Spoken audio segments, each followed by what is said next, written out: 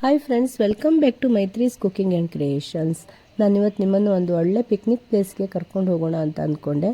ಎಲ್ಲಿ ಇದೆಯಾ, ಎಲ್ಲಿಂದ ಹೋಗೋದು, ಯಾವ ರೂಟು ಅಂತೆಲ್ಲ ನಿಮಗೆ ಹೇಳ್ತೀನಿ, ಬನ್ನಿ ನನ್ನ ಜೊತೆಗೆ.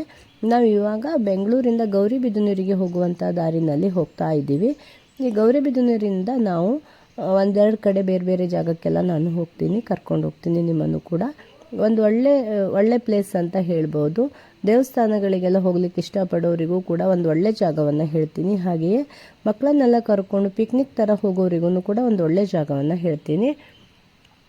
ನಾವು ಮೊದಲಿಗೆ ಗೌರಿಬಿದನೂರಿನಿಂದ ಚಿಕ್ಕಬಳ್ಳಾಪುರಕ್ಕೆ ಹೋಗುವಂಥ ದಾರಿನಲ್ಲಿ ಇರುವಂತಹ ಶ್ರೀನಿವಾಸ ಸಾಗರ ಈ ಡ್ಯಾಮ್ಗೆ ಹೋಗಿದ್ವಿ.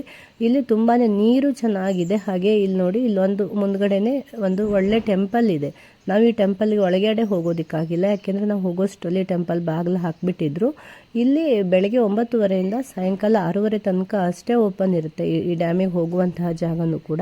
ನೀರು ನೋಡ್ಬೋದು ನೀವು ಎಷ್ಟೊಂದು ಚೆನ್ನಾಗಿ ನೀರಿದೆ ಅಂತ. ನಿಮಗೂ ಕೂಡ ಇವತ್ತಿನ ಈ ವಿಡಿಯೋ ಇಷ್ಟ ಆಗುತ್ತೆ ಅಂತ ನಾನು ನಿಮ್ಮ ಜೊತೆ ವಿಡಿಯೋವನ್ನು ಶೇರ್ ಮಾಡ್ಕೋತಾ ಇದ್ದೀನಿ.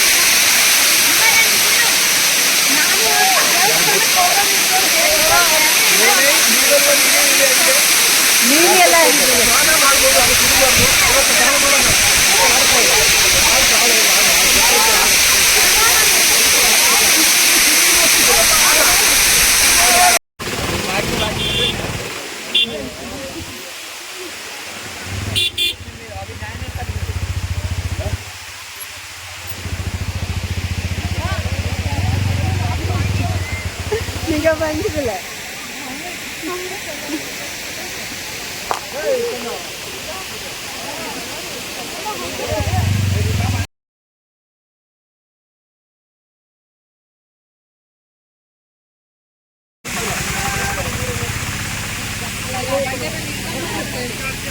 ಅಲ್ಲಿ ಫೋಟೋ ತೆಗೆದು ಮೊಬೈಲ್ ಚಲೋ ಆಗ್ತಿರ್ತದ.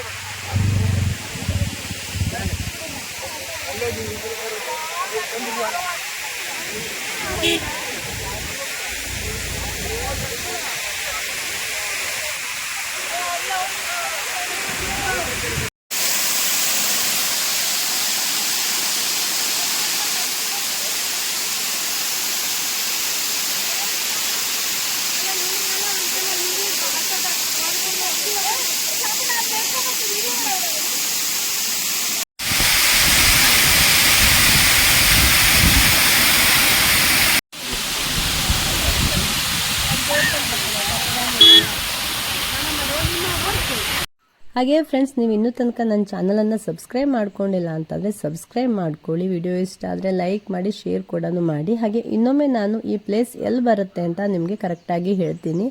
ನಾವು ಬೆಂಗಳೂರಿನಿಂದ ಗೌರಿಬಿದನೂರಿಗೆ ಹೋಗ್ತೀವಲ್ಲ, ಗೌರಿಬಿದನೂರಿನಿಂದ ಚಿಕ್ಕಬಳ್ಳಾಪುರಕ್ಕೆ ಬರುವಂತಹ ದಾರಿನಲ್ಲೇ ಈ ಡ್ಯಾಮ್ ಸಿಗುತ್ತೆ, ಶ್ರೀನಿವಾಸ ಸಾಗರ ಅಂತ. ಇದು ಮೇನ್ ರೋಡಿನಿಂದ 1-1.5 ಕಿಲೋಮೀಟರ್ ಒಳಗಡೆನೆ ಸಿಗುತ್ತೆ ನಮಗೆ. ಅದರ ಸುತ್ತಮುತ್ತಲೂ ಕೂಡ ಒಳ್ಳೊಳ್ಳೆ ಜಾಗಗಳಿದೆ. ಹಾಗೆ ಮುಂದ್ಗಡೆ ದೇವಸ್ಥಾನ ಕೂಡ ಇದೆ ಅಂತ ನಾನು ನಿಮ್ಗೆ ತೋರಿಸಿದೆ.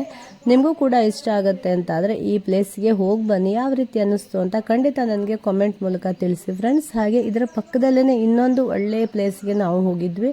ಅದನ್ನು ಕೂಡ ನಾನು ಮುಂದಿನ ವಿಡಿಯೋದಲ್ಲಿ ನಿಮಗೆ ತೋರಿಸ್ತೀನಿ. ಹಾಗೆ ನನ್ನ ಚಾನಲನ್ನು ಫಾಲೋ ಮಾಡ್ತಾ ಇರಿ ಫ್ರೆಂಡ್ಸ್. ನೆಕ್ಸ್ಟ್ ವಿಡಿಯೋದಲ್ಲಿ ಸಿಗ್ತೀನಿ. ಬಾಯ್ ಬಾಯ್.